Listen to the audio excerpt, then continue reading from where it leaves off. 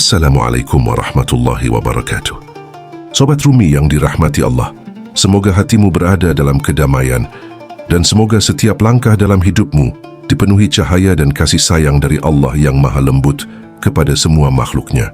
Hari ini kita akan memasuki sebuah pembahasan yang sering sekali disebut, sering diulang-ulang, tetapi jarang benar-benar dipahami secara utuh. Sebuah kalimat yang hampir semua orang pernah mendengarnya. Wanita diciptakan dari tulang rusuk laki-laki.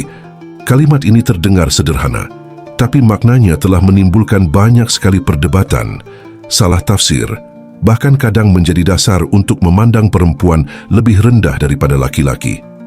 Sebaliknya, ada juga yang merasa kalimat ini merendahkan laki-laki, seolah-olah perempuan hanya pelengkap. Tetapi, benarkah seperti itu? Benarkah perempuan secara fisik diciptakan dari bagian tubuh seorang lelaki? Ataukah ada makna yang jauh lebih dalam di balik simbol ini? Dan pertanyaan yang paling penting, dari mana sebenarnya asal kalimat tersebut? Al-Quran, hadis, atau tradisi yang lain? Kita akan membuka semuanya dengan perlahan, lembut, dan jujur. Tanpa menyalahkan siapapun, tanpa merendahkan pendapat siapapun, kita hanya ingin mencari keluasan makna, bukan sekadar kebenaran literal, tetapi kebenaran yang menyentuh hati. Karena kadang, sebuah kata tidak bisa dipahami dari kulitnya, ia harus dibuka dari batinnya. Mengapa pembahasan ini penting?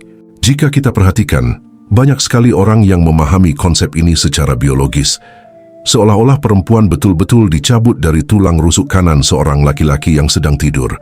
Pemahaman seperti itu sebenarnya tidak salah, karena memang itulah gambaran umum yang sering kita dengar sejak kecil. Namun jika kita membaca sumber-sumber asli dengan lebih teliti, kita akan menemukan sesuatu yang sangat menarik. Al-Quran sama sekali tidak menyebut tulang rusuk. Tidak ada satu ayat pun yang menjelaskan bahwa perempuan diciptakan dari tulang laki-laki. Yang ada adalah ayat yang mengatakan bahwa manusia diciptakan dari satu jiwa, dari satu kesatuan yang sama, lalu dari kesatuan itu lahirlah pasangan bagi setiap manusia. Ayat ini seolah sedang menghapus perbedaan struktural antara laki-laki dan perempuan dan menekankan kesetaraan di level jiwa, bukan organ tubuh. Lalu dari mana cerita tentang tulang rusuk itu muncul? Disinilah pembahasan menjadi sangat menarik. Kita perlu masuk lebih dalam. Sebelum kita masuk ke detail sumber, ada satu hal penting yang perlu kita sadari. Kebanyakan pemahaman manusia hari ini berhenti pada kulit, bukan pada hakikat. Saat mendengar kata tulang rusuk, banyak orang langsung memikirkan tulang fisik, bukan simbol, bukan bahasa kiasan, bukan metafora. Padahal, dalam tradisi Islam, khususnya dalam dunia tasawuf dan ilmu batin, bahasa Nabi seringkali menggunakan perumpamaan untuk memberikan pelajaran moral, bukan pelajaran anatomi tubuh. Ketika Nabi berbicara tentang tulang rusuk yang bengkok, apakah yang dimaksud benar-benar bentuk fisik tulang, ataukah sifat karakter yang lembut, lentur, dan tidak kaku? Ketika Nabi mengatakan, wanita diciptakan dari tulang rusuk, apakah beliau sedang menjelaskan proses biologis, ataukah sedang memberikan gambaran tentang fitrah perempuan yang Allah anugerahkan? Dan jangan lupa pada masa itu, banyak masyarakat sudah familiar dengan kisah penciptaan dari tradisi sebelumnya. Sehingga Nabi sering memakai bahasa yang dekat dengan pemahaman mereka untuk menjelaskan pesan moral. Namun pesan moral itu kemudian disalahpahami sebagai fakta biologis yang literal. Inilah yang ingin kita luruskan hari ini, secara lembut, pelan-pelan, dan penuh rasa. Hati manusia membutuhkan kebenaran yang menenangkan, bukan kebenaran yang membingungkan. Jika kita memahami kalimat ini secara dangkal, kita akan melihat perempuan lebih rendah dari laki-laki. Perempuan tercipta dari bagian tubuh laki-laki. Perempuan adalah turunan atau produk sampingan dari laki-laki. Tetapi jika kita membaca dengan mata batin, kita akan menemukan makna yang sangat indah, bahwa perempuan diciptakan dekat dengan hati, bahwa perempuan melindungi rasa, bahwa perempuan adalah penjaga kehidupan, bahwa laki-laki dan perempuan berasal dari satu jiwa, satu asal, satu sumber cahaya. Maka sebelum masuk ke ayat, hadis, tafsir, dan makna sufi, kita perlu membuka ruang dalam hati kita, karena kebenaran bukan datang untuk menghakimi, melainkan untuk membebaskan. Mengapa banyak orang bingung? Ada dua alasan. Karena pernyataan ini sering dicampur antara Quran dan hadis. Banyak orang mengira ini ayat Al-Quran, padahal bukan. Dan karena makna hadis dipahami secara fisik, bukan simbolik, bahasa Nabi itu kaya dengan simbol. Karena simbol menyentuh lebih dalam daripada fakta biasa. Bayangkan begini, ketika Nabi mengatakan tulang rusuk itu bengkok, apakah beliau sedang bicara tentang X-ray? Tentu tidak. Beliau sedang menggambarkan karakter, bukan tulang. Pembahasan ini hadir bukan untuk memperdebatkan siapa benar, siapa salah. Bukan untuk mengangkat laki-laki atau perempuan. Bukan untuk menilai mana agama terdahulu, mana literatur belakangan. Tujuan kita sederhana, agar manusia mampu memahami makna yang lebih dalam dan agar kita tidak menempatkan perempuan atau laki-laki pada posisi yang salah. Karena hubungan manusia bukan dibangun di atas hierarki. Hubungan dibangun di atas keseimbangan, saling menjaga dan saling menghidupkan. Hari ini kita akan membuka satu pintu. Pintu pemahaman tentang makna tulang rusuk yang selama ini dianggap literal, padahal mengandung makna batin yang sangat lembut.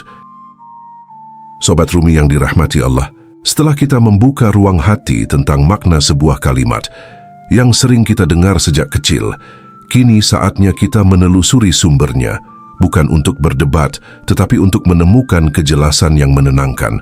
Sebab kebenaran itu seperti air. Ia selalu mengalir menuju kedalaman, tidak pernah berhenti di permukaan. Dan begitulah kita akan berjalan hari ini, perlahan, dari sumber ke sumber, dari ayat ke hadis, lalu ke tangan para ulama yang menafsirkan semuanya dengan kebijaksanaan. Sumber pertama, Al-Quran. Sobat Rumi, banyak orang menyangka bahwa kalimat wanita diciptakan dari tulang rusuk laki-laki, berasal dari Al-Quran. Padahal, bila kita membuka mushaf dan membacanya dengan hati yang tenang, kita akan menemukan hal yang sangat menarik. Tidak ada satu ayat pun yang menyebut tulang rusuk. Tidak ada. Yang ada adalah ayat yang jauh lebih dalam, lebih halus dan lebih batin sifatnya. Ayat yang tidak berbicara tentang potongan tubuh, melainkan tentang kesatuan jiwa. Ayat itu terdapat dalam surah An-Nisa ayat 1, yang artinya, "Wahai manusia, bertakwalah kepada Tuhanmu yang telah menciptakan kamu dari satu jiwa, dan dari jiwa yang satu itu, Allah menciptakan pasangannya." Perhatikan dari sini Al-Quran tidak mengatakan dari tulang rusuk. Al-Quran mengatakan min nafsin wahidah, yaitu dari satu jiwa. Ayat ini menegaskan kesatuan asal, kesetaraan kemanusiaan, dan keseimbangan laki-laki dan perempuan sebagai dua bagian dari satu wujud yang saling melengkapi. Namun Al-Quran tidak menjelaskan detail bagaimana penciptaan itu terjadi. Quran tidak membicarakan anatomi. Quran berbicara tentang ruh, jiwa, kesatuan, dan kemanusiaan. Maka, dari mana munculnya rusuk? Disinilah kita masuk ke sumber kedua, yaitu hadis Nabi Muhammad SAW. Perkataan tentang tulang rusuk muncul dari hadis, bukan dari Quran. Dalam beberapa riwayat sahih, di antaranya Sahih Bukhari dan Sahih Muslim, di mana Nabi Muhammad SAW bersabda, "Berpesanlah kalian tentang kebaikan kepada para wanita, karena wanita diciptakan dari tulang rusuk, dan bagian yang paling bengkok dari tulang rusuk adalah bagian atasnya. Jika kamu mencoba meluruskannya, kamu akan mematahkannya. Namun jika kamu membiarkannya, ia tetap bengkok. Maka berpesanlah dengan kebaikan kepada para wanita." Hadis ini disampaikan Nabi dengan bahasa simbolik, penuh nasihat moral, bukan penjelasan ilmiah. Bahasa Nabi sering menggunakan perumpamaan untuk menggambarkan karakter manusia, bukan struktur fisik makhluk. Dan hadis ini pun demikian. Nabi tidak sedang mengajarkan biologi. Beliau sedang mengajarkan cara memperlakukan perempuan dengan lembut, karena fitrah mereka bersifat halus dan mudah terluka. Namun sebagaimana kita tahu, seiring waktu sebagian umat mengartikan ucapan itu secara literal. Dari simbol menjadi anatomi, dari kiasan menjadi struktur tubuh. Ini bukan salah siapa-siapa, hanya pemahaman yang membutuhkan kelapangan. Mari lanjut menelusuri bagaimana ulama menafsirkan ini. Sumber ketiga, tafsir ulama klasik. Ketika para mufasir, para ahli tafsir, membaca ayat dari satu jiwa, dan dari jiwa itu Allah menciptakan pasangannya, sebagian dari mereka menghubungkannya dengan hadis Nabi tentang tulang rusuk. Lalu muncullah tafsir yang menggabungkan keduanya, bahwa jiwa yang dimaksud adalah Nabi Adam dan pasangannya Siti Hawa, yang diciptakan dari bagian tubuh Nabi Adam. Tafsir seperti ini bisa ditemukan dalam karya Tafsir Ats-Tsabari, Tafsir Ibn Katsir, dan beberapa mufasir lain yang mengikuti riwayat-riwayat Israiliyat atau hadis-hadis tertentu. Namun penting kita catat dengan jernih bahwa tidak semua mufasir sepakat.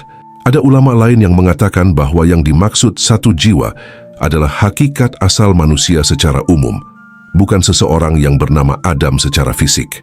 Ulama yang mengambil pendekatan filosofis dan sufi menekankan bahwa ayat ini berbicara tentang kesatuan asal, bukan tentang tulang. Karena pada dasarnya, Al-Quran tidak menyebut tulang. Yang menyebut tulang adalah hadis. Dan hadis itu disampaikan dalam bahasa perumpamaan.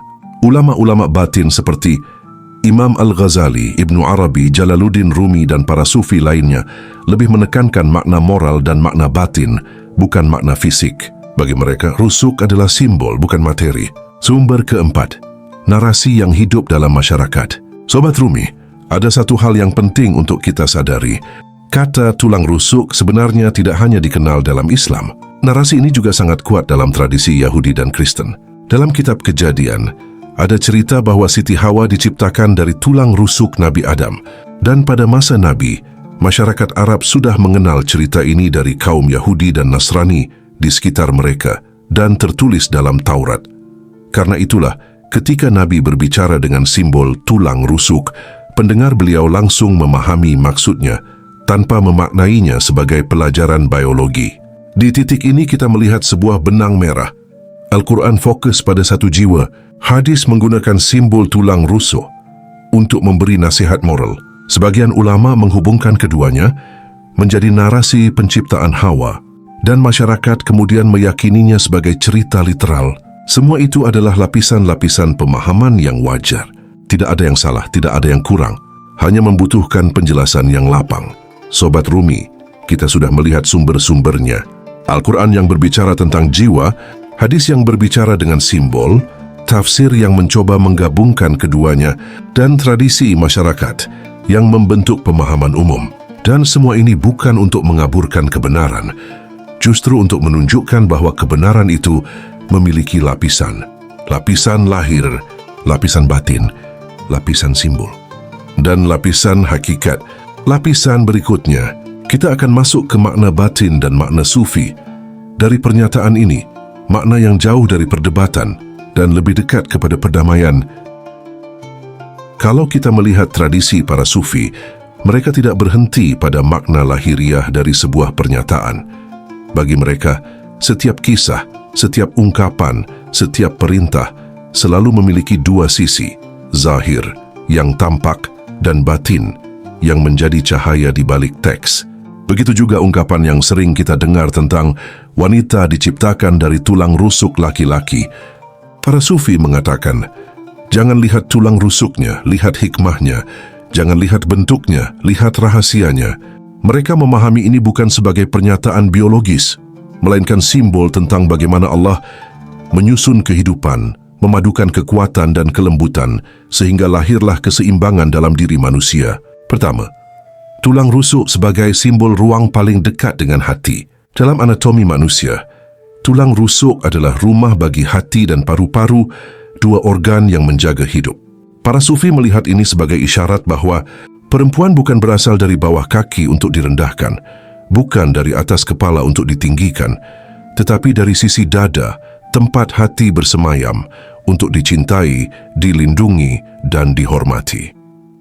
Mereka menekankan bahwa ungkapan tulang rusuk melambangkan kedekatan emosional dan spiritual, bahwa laki-laki dan perempuan diciptakan untuk saling menghangatkan, bukan saling melukai. Kedua, tulang rusuk itu lentur namun melindungi. Sufi sering memberikan simbol bahwa tulang rusuk itu tidak lurus, ia melengkung. Namun justru karena lengkungan itulah ia bisa menahan tekanan, menyerap guncangan, melindungi jantung dari bahaya. Makna batinnya, wanita diberi sifat kelembutan, bukan kelemahan.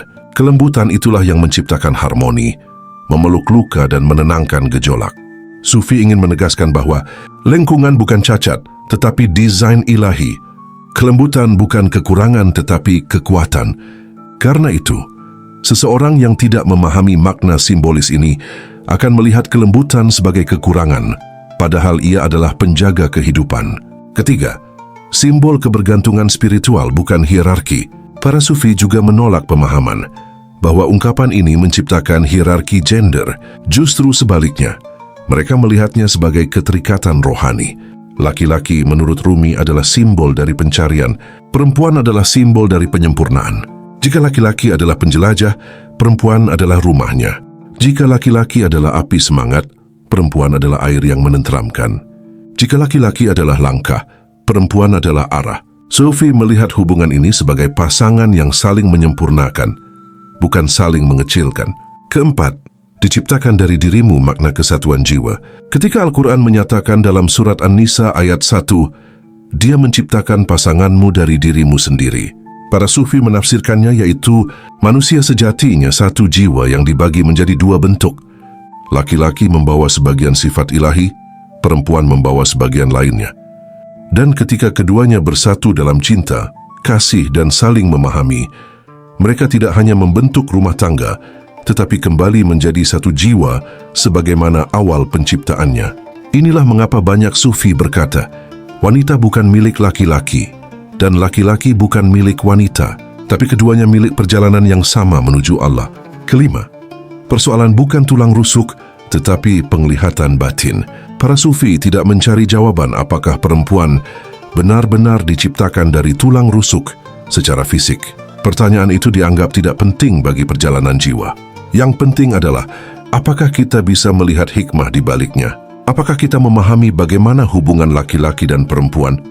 Bukan pertarungan kekuatan, tetapi tarian keseimbangan. Apakah kita menyadari bahwa perbedaan bukan sumber konflik, tetapi sumber kesempurnaan? Sufi mengajak kita keluar dari pemahaman dangkal yang memecah belah, lalu masuk ke pemahaman batin yang mempersatukan.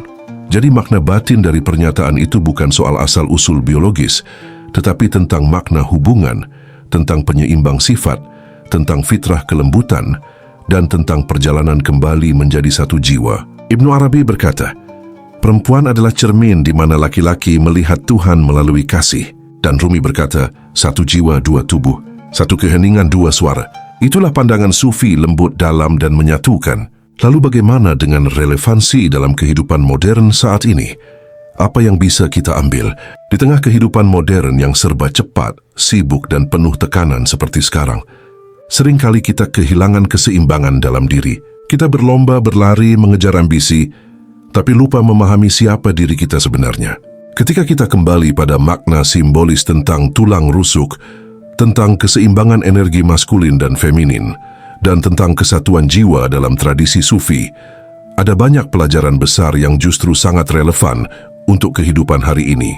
Mari kita uraikan pelan-pelan. Kita hidup di zaman serba kompetitif dan kita kehilangan keseimbangan. Hari ini, banyak orang merasa harus selalu kuat, selalu produktif, selalu bergerak, seolah-olah hidup hanya dihargai ketika kita berlari dan memenangkan sesuatu. Akibatnya, laki-laki terlalu maskulin, keras, mudah marah, butuh pengakuan, tidak nyaman dengan perasaan. Perempuan terlalu maskulin, tertekan oleh tuntutan dunia kerja, mengejar kehormatan, tapi kehilangan ruang untuk merasakan diri. Laki-laki terlalu feminin, bingung arah, tidak percaya diri, kehilangan keberanian mengambil keputusan.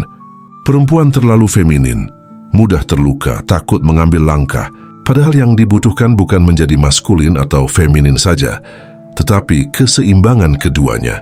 Inilah pelajaran Sufi yang sangat cocok untuk zaman sekarang.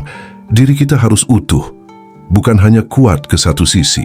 Hubungan banyak retak karena salah memahami peran energi, bukan karena kurang cinta, bukan karena kurang sayang, tetapi karena laki-laki kehilangan arah sebagai penuntun batin.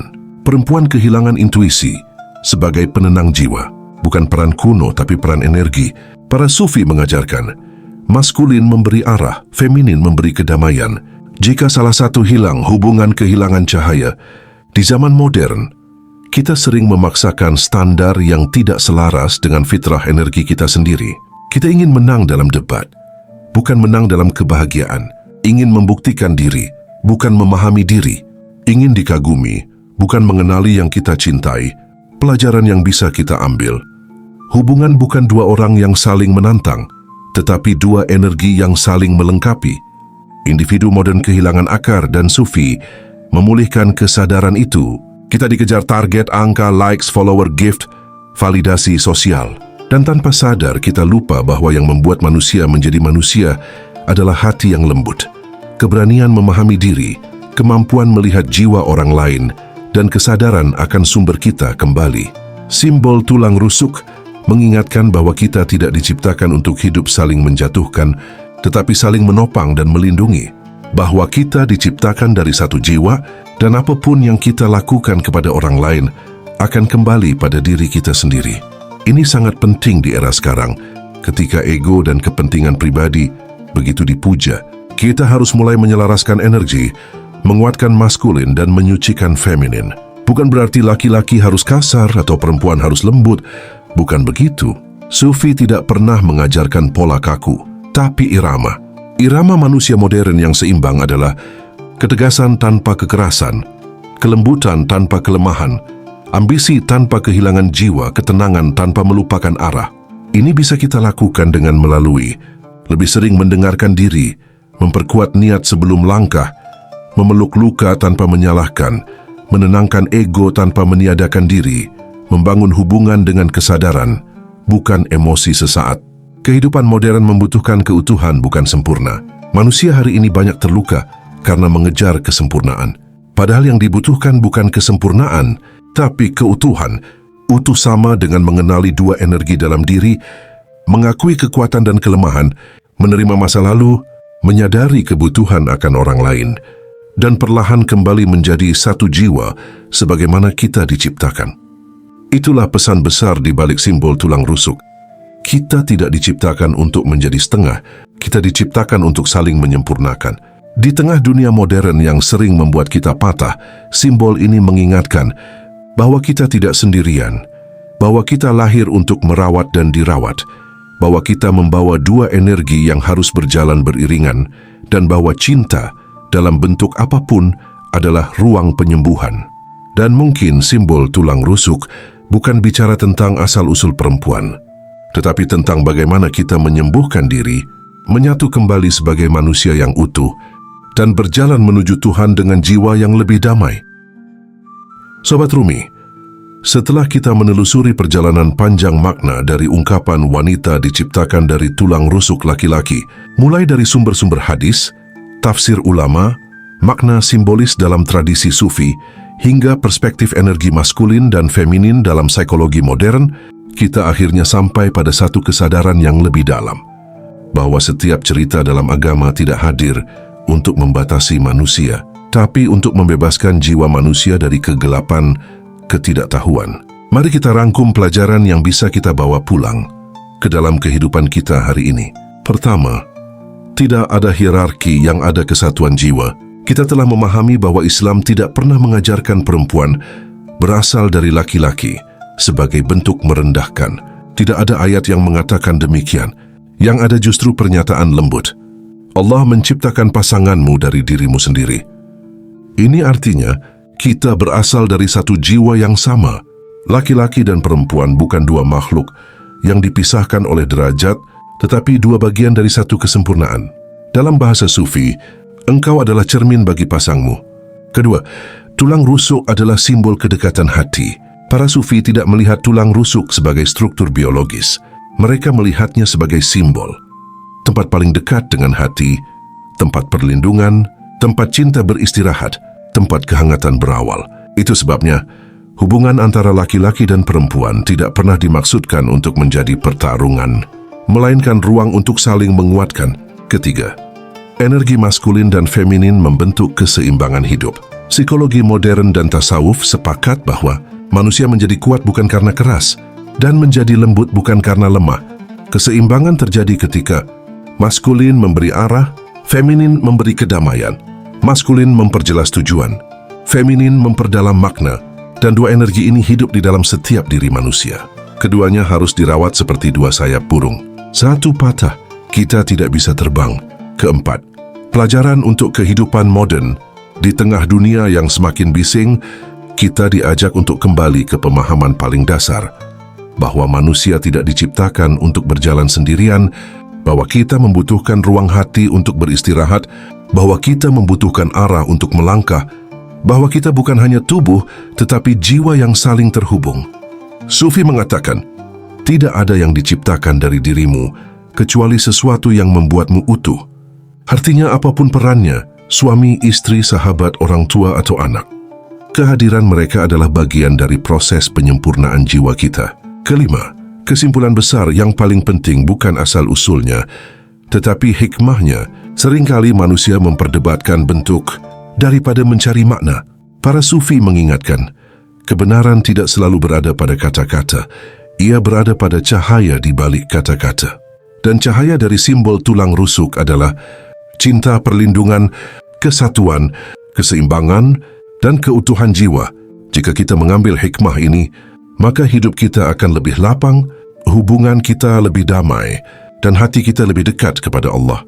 Jika pembahasan ini membuka mata batinmu, menyentuh hatimu, atau membuatmu melihat hubungan manusia dengan cara yang lebih lembut dan dalam, tulislah salawat di kolom komentar sebagai bentuk doa, sebagai bentuk rasa syukur, dan sebagai permintaan agar hati kita selalu dijaga oleh cahayanya.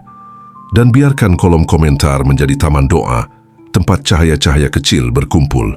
Terima kasih sudah menyimak pembahasan ini sampai akhir. Semoga setiap kata menjadi jalan untuk memahami diri, memahami pasangan, memahami kehidupan, dan pada akhirnya memahami Allah dengan lebih lembut. Ingatlah, kita diciptakan bukan untuk saling mengalahkan, tetapi untuk saling menuntun pulang. Sampai jumpa di pembahasan berikutnya. Semoga hatimu selalu dilindungi, langkahmu selalu dimudahkan, dan jiwamu selalu didekatkan kepadanya. Wassalamualaikum warahmatullahi wabarakatuh.